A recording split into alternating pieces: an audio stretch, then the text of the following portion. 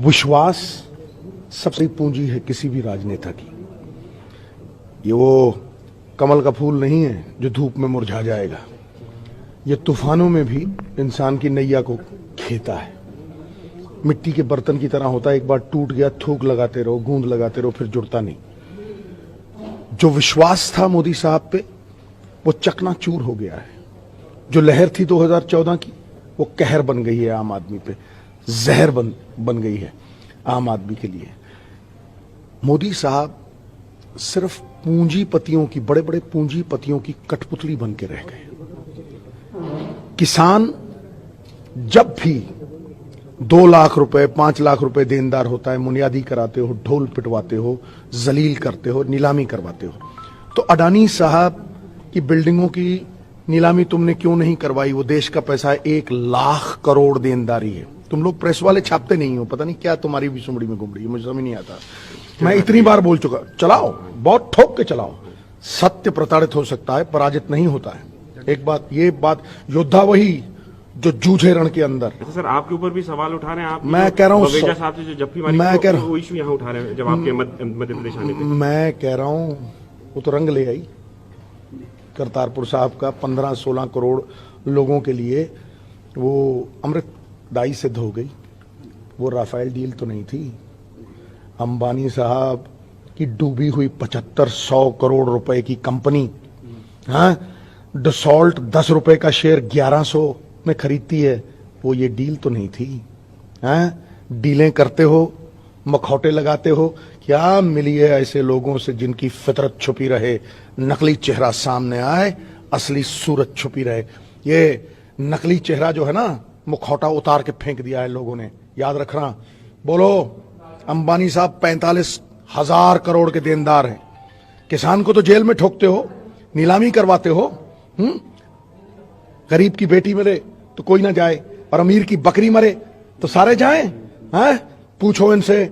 45 गुजरात के, अकेले गुजरात के 1 लाख करोड़ अडानी, 45,000 करोड़ अंबानी, 22,000 करोड़ आलोक इंडस्ट्रीज, जिसको बैड डेट शो करके 5,000 करोड़ ने अंबानी साहब ने खरीद लिया है। SR industries 37,000 crore. क्या भैया ये बड़े बड़े पूंजीपति कह रहे हैं नाच मेरी बुलबुल के पैसा मिलेगा? कहां कदरदान अडानी जैसा मिलेगा? क्यों? सत्य हजम करो, सामने आओ, बताओ देश को कि ये सत्य है कि नहीं।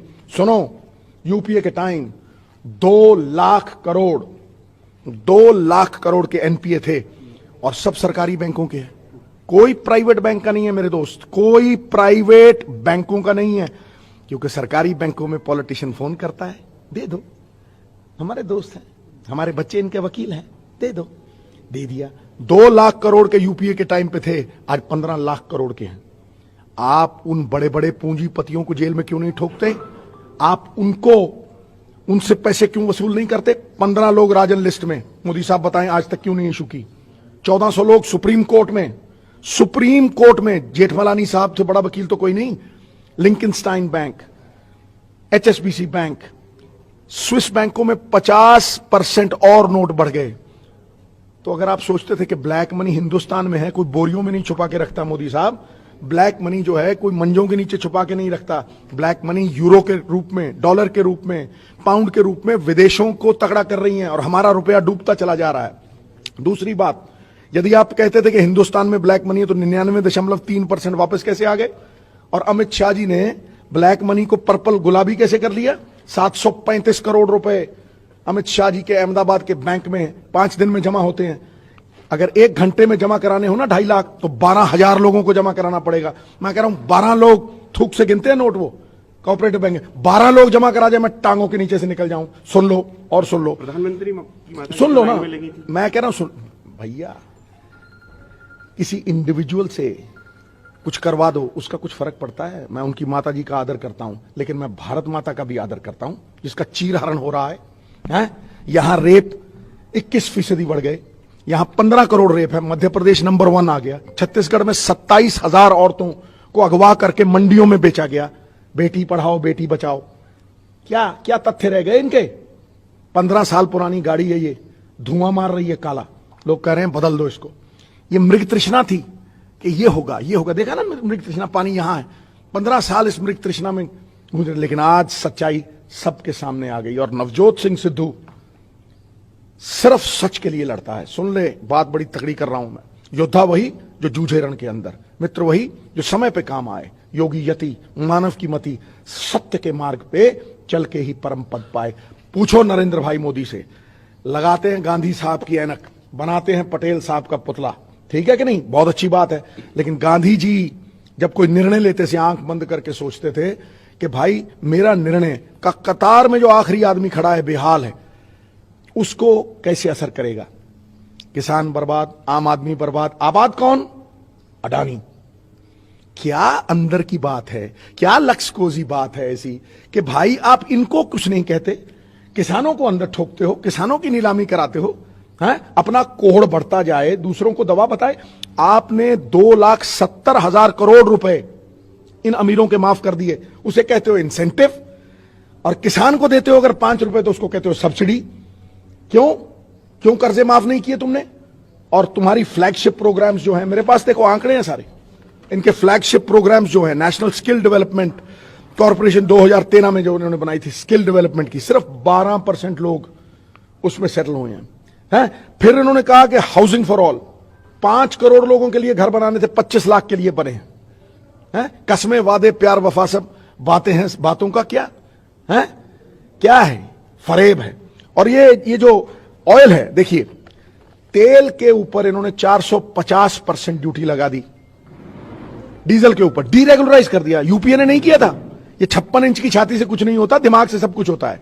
सरदार मनमोहन सिंह ने तब डीरेगुलराइज कर दिया था डीजल को, क्योंकि वो मानते थे कि डीजल जो है वो किसान की लाइफलाइन है।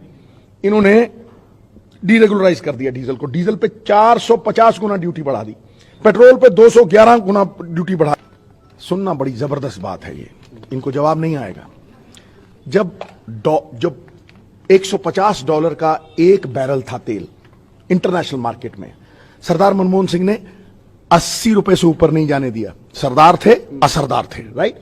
फिर इनका 40 रुपए पे एक बैरल आया, $40 पे, तो मोदी जी ने वो फायदा आम आदमी को दिया, 4 गुना सस्ता किया। जीएसटी के एसेंशियल कमोडिटीज के एम्बिट में लाए, 45 रुपए से ऊपर नहीं होता। फायदा किसको दिया? रिलायंस के पेट्रोल पंप, जो $150 जब बैरल था बंद हो गए थे। एसआर के पेट्रोल पंप जब 40 पे गया एक बैरल, तो खड़े हो गए रिलायंस के पंप, खड़े हो गए एसआर के पंप। क्यों भाई? अमीर का चिराग जलने दो और गरीब की झोंपड़ी जलने दो। क्यों? कहते तो तुम हो अंत्योदय। पंडित दीनदयाल उपाध्याय की जो स्कीम है, तो अंत्योदय, आखिरी बंदा कतार में। तो जब गांधी जी सोचते थे तो वो आखिरी बंदे की सोचते, तो तुम जब आंख बंद करते हो तो तुम्हें अडानी जी दिखते हैं। क्यों भाई? जवाब दो ना, इन बातों का जवाब चाहिए। अब प्रेस वाले भी पता नहीं क्या बात है, सुमड़ी में गुमड़ी है, इन लोगों के खिलाफ। चलो बहुत बढ़िया यार, ठोको। मैं तो कहता हूं मत रोको गुरु, ठोको, क्योंकि ये असली चीज जो है, ये असली चीज जो है ये यही है। और मैं आज आपको बड़े मतलब कॉन्फिडेंस से कह रहा हूं कि ये चीजें आम आदमी को समझाने में आम भाषा चाहिए। तुमने, एक मिनट, तुमने क्या यार, तू अपना सवाल उसको रख, वो प्रोब हो रहा है, मुझे पता है तेरे मन में क्या है, मैं अंदर की पूछता हूं, वो जो प्रोब है वो वही बताएंगे। अब सुनो, तुमने कैश को कटघरे में खड़ा कर दिया, लाइन में कौन लगा? गरीब। मैं इनसे पूछना चाहता हूं कि वो किसान जो 300 रुपए में दिहाड़ी करता है, क्या वो चोर है? वो गृहिणी जो 500 रुपए बचाती है छुप छुप के अपने घर वाले से, क्या वो चोर है? क्या वो दिहाड़ी वाला 400 रुपए वाला, क्या वो चोर है? चाय वाले की, ढाबे वाले की दुकान पे काम करने वाला चोर है? 400 रुपए दिन में कमाने वाला? ये इन्फ्लेशन जो है ना, रुपया नीचे गिरा और डॉलर, पाउंड, यूरो तगड़े हो गए, ये इन्फ्लेशन का असर उस गरीब पे पड़ता है जो 400 रुपए कमाता है, क्योंकि उसके 400 रुपए की वैल्यू 100 रुपया रह जाती है। जो उसको 400 रुपए में 10 चीजें मिलती थी, एक नहीं मिलती। और अगर 90 लाख करोड़ जो मोदी साहब कहते थे वापस आते, तो भैया 90 लाख करोड़ अगर वापस आते तो चिप्स का पैकेट जो गरीब को 30 रुपए में मिलता है, 3 रुपए में मिलता। ये बातें समझानी बहुत जरूरी हैं। तुमने उस लेट लोग हैं समझाने के लिए, आप लेट आए मैं क्यों मध्य लेट प्रदेश में। मैं क्यों लेट आया? मैं देर आया दुरुस्त आया, जब बुलाया ठां करके आया। और दूसरी बात, ये इन लोगों ने सुमड़ी में गुमड़ी बना रखा था, माया जाल बुन रखा था, इनका माया जाल टूट गया। छोड़ दिया है ब्रह्मास्त्र, छोड़ दिया है ब्रह्मास्त्र हमने। राहुल भाई गांधी खटैक छोड़ दिया है भाई। बुरे दिन जाने वाले, हमारा भी तो लोगो है भाई, बुरे दिन जाने वाले हैं और राहुल भैया प्रधानमंत्री बन के आने वाले हैं।